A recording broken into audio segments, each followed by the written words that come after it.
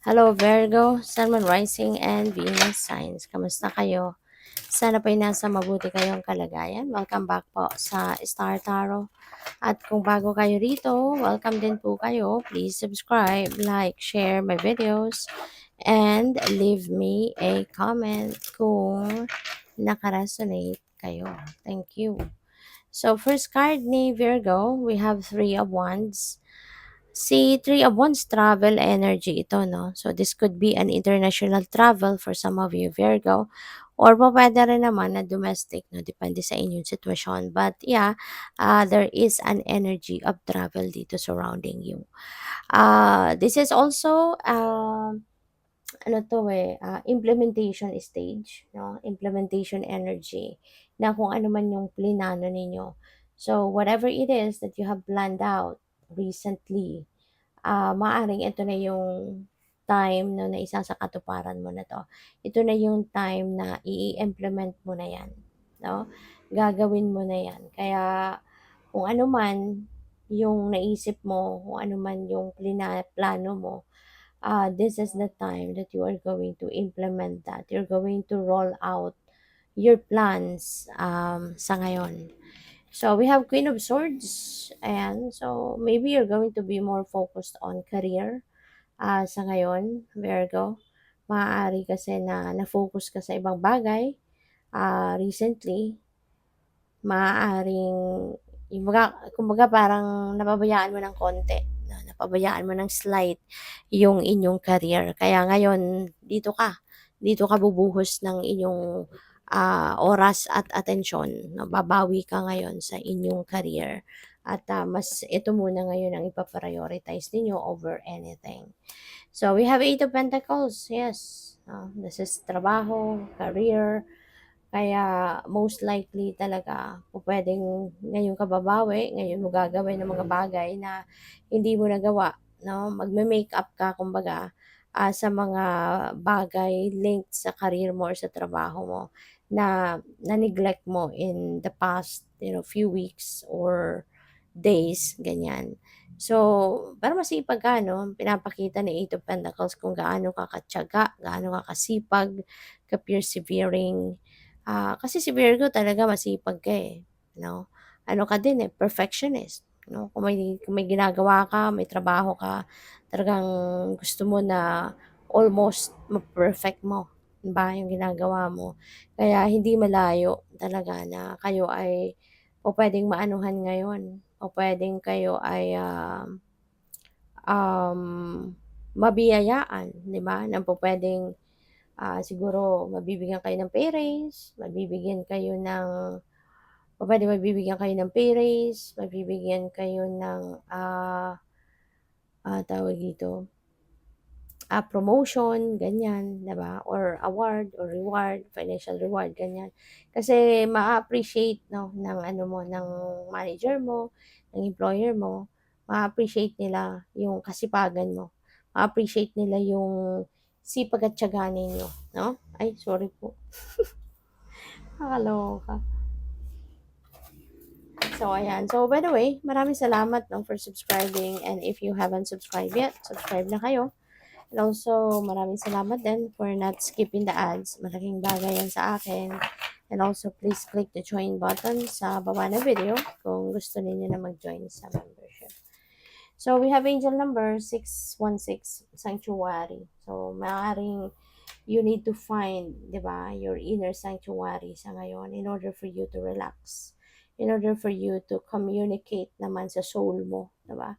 Makamusta naman yung sarili mo, makamusta yung soul mo, makapakinig ka sa iyong intuition, no? So, you really need to take a step back sa kung ano man ang worldly things na pinagkakaabalahan ninyo sa ngayon and focus muna kayo sa sarili ninyo.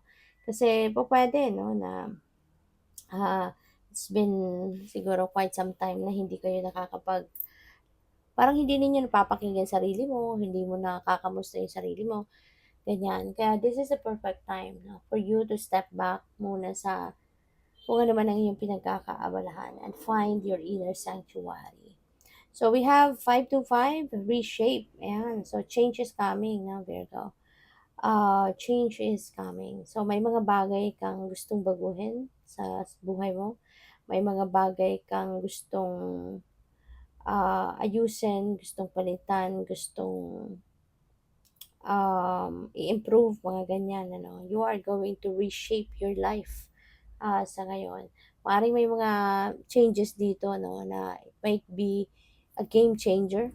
No? May mga gagawin kayo na game changer para sa inyo, no, sa ngayon. So, what else? We have angel number 808. Ayan, security. Ayan. So, maaari, no, na ang iba sa inyo sa ngayon, na feeling ko dito yung security na to, since this is a number 808, this is related, no, to financial security and stability. So, po pwede na ang iba sa inyo will be focusing now on laying a solid foundation pagdating, no, sa inyong ano, pagdating sa inyong financial security and stability.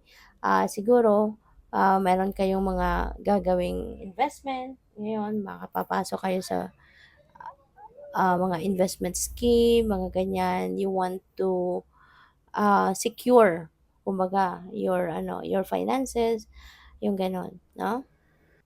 You may be focusing on financial security and stability sa ngayon. You may be focusing on pagsisipag at pagtsatsaga talaga, no, sa paghahanap buhay, ganyan.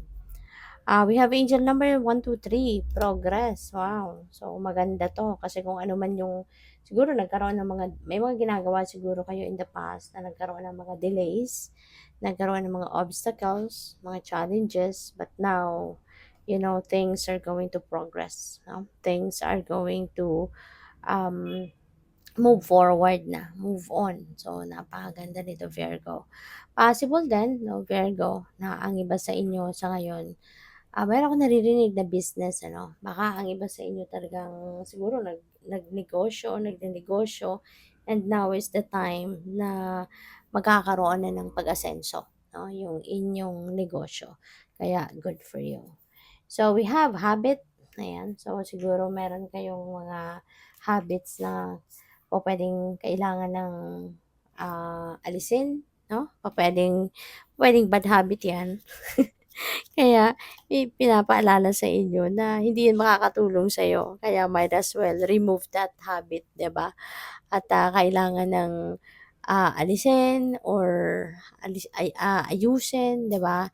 Yung gano'n. So, kaya siguro kayo meron kayong sanctuary energy in order for you to do some kind of reflection at tanungin niyo yung sarili ninyo, 'di ba? Bakit ganito mga ginagawa ninyo? Bakit ganito yung habit ninyo, 'di ba?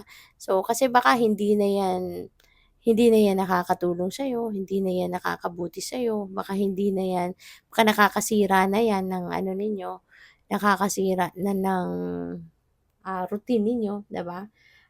Baka kasi dati, you're very disciplined, pero because of that habit, baka nakakasira na 'yan ng ano ninyo, ng kung papaano ninyo navigate, 'no, ang inyong buhay. Kaya parang ano ka, mag-reflect ka, 'no, reflect on things that you are doing at tignan mo kung anong mga nagiging epekto nito sa'yo, okey? Kasi baka yung habit nito nakakasira na sa'yo. Instead na makatulong, maaaring yan ay nakakasira na, okay? So, good luck sa'yo. Thank you for watching. Love and light. Namaste.